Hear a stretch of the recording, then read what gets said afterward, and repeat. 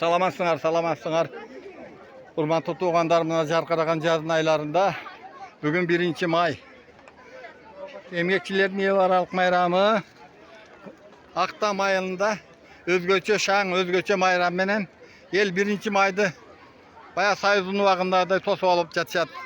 Аллага миң мәрте шүгүрлөр болсун. Мына бардык жакта токчулук, молчулук. Мына шашлыктын жуты буркурап, кыз келиндер бардыгы алып жатышат. Аллага шүгүр, ушундай замандарды көрсөткөнүнө элибизге, журтубузга, чоңдорубузга рахмат. Кадимкидей эле баягы Союздун убагындагыдай тукум уруштуруу азендери болуп атат бул жакта. Тукум алышып, тукум уруштурушуп, жашкары дебей бардыгы шаңдуу, жакшынакай, жаркынакай маанай менен жаркылдашып, жаздын майрамын тосуп атышат.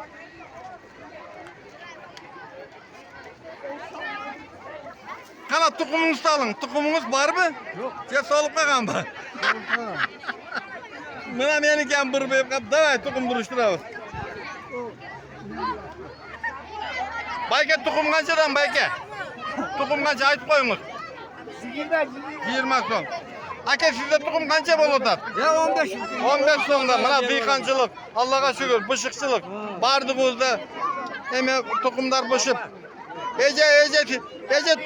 Ece cumurtka kança cumurtka? 20 so'mdan. 20 so'mdan. Allah'a şükür mına. Aman boğula, tinç boğula mına.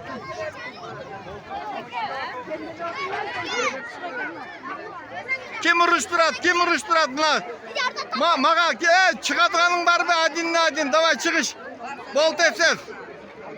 Ya kiçine tukum ben uruşturbayım ben, normalni tukum ben uruşturam. Ya balam bas. Grazdanski normalni tukumları bana uruşturuyor mına. Bunday koy. Urumsuz. Yo çaldıkını çaldır ver. Vur çaldı. Çaldır ver ne oldu baldı.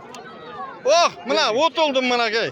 Mına uşunday tukum uruşturu azenderi öte jarkaragan jakşı manayda ötüp jatat.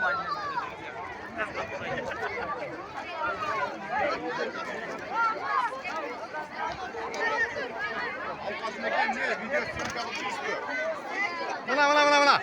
1-mayga karada düşüp koygular emiş. Öte son, öte jakşı bolup atat. Mayram jarkın manay menen jakşınakay.